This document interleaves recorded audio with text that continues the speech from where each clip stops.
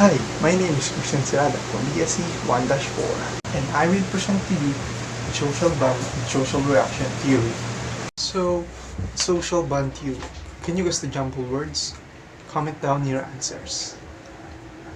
So, we have the quote here by Bill Clegg: "Judgment is often no more than a confession of ignorance." So, we have the learning objective right here. Learn and define social bond theory. Demonstrate the function of social bond theory and its societal application.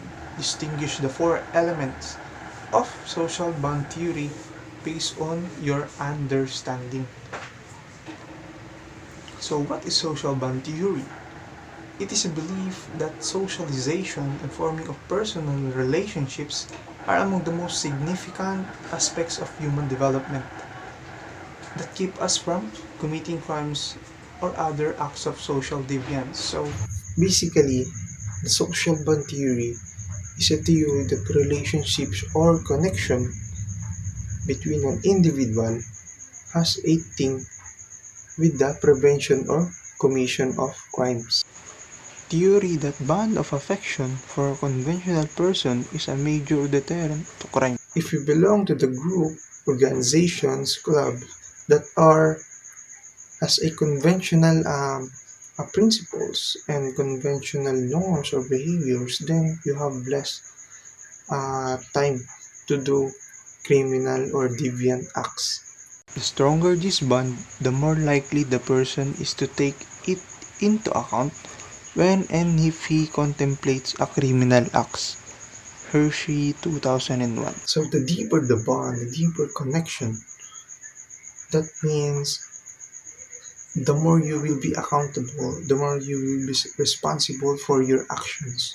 You will be careful for all of your actions because you are now accountable and you don't want to uh, disappoint them. The proponents of the social bond theory, Travis Hershey, from 1935 to 2017, American sociologist and criminologist, received a Doctor of Philosophy in Sociology from the University of California. Author of the book entitled The Craft of Criminology, Causes of Delinquency in 1969, and General Theory of Crime in 1990. We have also Emily Durkheim from 1858 to 1917, French sociologist, author of the Division of Social Labor. He said that solidarity describes connection between individuals that allow them to form a cohesive social unit. Solidarity believes that uh, individual connection, is very important, and if it unites and it can form a cohesive social unit wherein equality, transparency, progressiveness is present. Attachment. Attachment refers to the interpersonal relationships people cultivate throughout their lives, along with the social and cultural standards they learn and accept. Attachment is the most basic because it is the interaction and communication of an individual to the society. For most, the earliest and most influential attachment is formed with their parents or caretakers. These are the first people a human encounters who will consciously and unconsciously teach them about the world and the unwritten social standards a person should follow. To our parents, our guardians, and friends, relatives, they teach us through experience and knowledge, such as what are do and don'ts, good and bads, um, the rules and regulations that we should follow. Commitment refers to a person's acceptance and willingness to adhere social expectations, also known as the unwritten social bonds. In commitment, we are voluntarily committed. We are voluntary to adhere, obey the social standards, such as finishing your studies. You are committed to finish your studies. you're committed to follow and obey the rules and regulations within your community. Hershey assumes that someone who has already invested resources, time, and energy in achieving compliant goal has more to lose through deviant behavior than someone who has invested little devotion in pursuing socially accepted goals. For example, if you invest a lot, such as you want to finish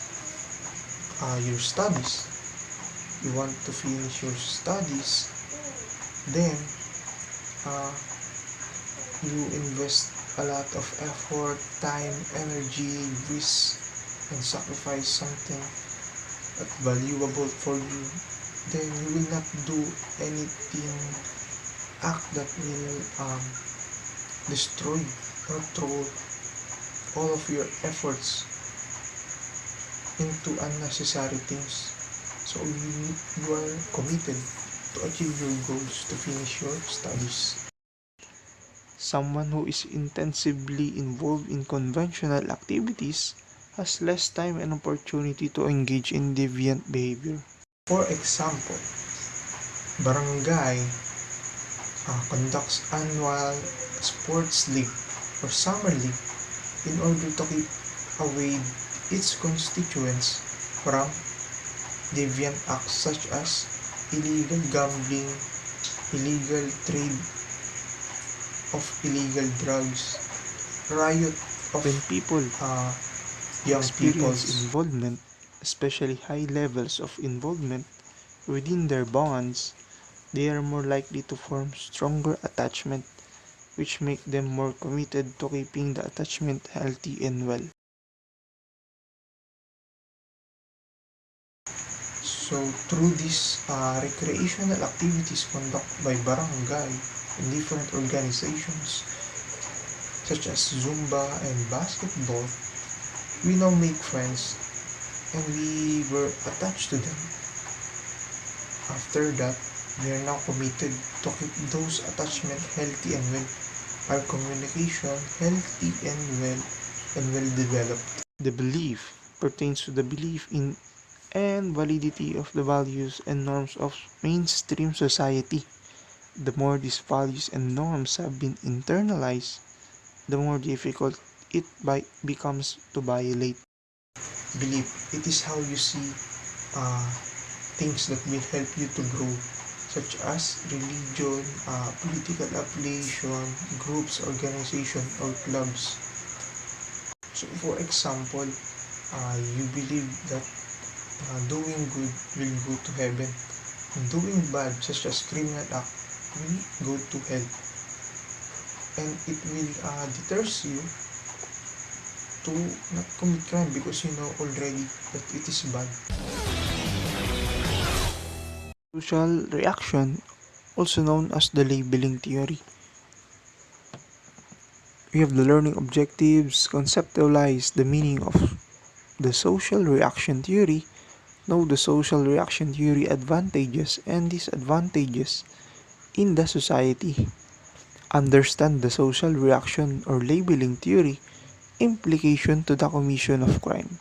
So, what is social reaction or labeling theory? Labeling theory indicates that society's assigning of labels to individuals or certain groups can have an effect on their behavior. So, labeling theory, it is a tagging or banding or an groups or an individual that can affect their behavior. This theory in relation to sociology, criminology, and psychology has shown that labeling someone as a criminal can lead to bad conduct. Labeling tends to more serious results that will cause to bad conduct, such as for example, a person who's already served his sentence from the correctional facilities undergo the rehabilitation reformation, and afterwards he returned to the community, but the community see him still as a criminal and labeling him as a criminal. So So it will lead again to bad conduct and may return the person may return for being a criminal. The idea of labeling theory began to thrive in the United States around 1960s due to the contribution of sociologists known as Howard Becker. So we have the proponents of the social reaction theory. Howard Becker, born on April 18, 1928, American sociologist who teaches at Northwestern University. Becker has made contribution to the sociology of deviance, sociology of art, and sociology of music. We have also Emile Durkheim in his book named Suicide. Durkheim first indicated that labeling satisfied bad behavior. Frank Tenenbaum, Austrian-American historian, sociologist, and criminologist, he developed the dramatization of evil and argued that labeling an individual as evil will lead to the demonic acts such as crime. The labeling theory notes that assigning people labels based on deviant behavior might cause them to act in a way classified as criminal. In other words, people behave like the label given to them. It is just a justification for what they've been labeled.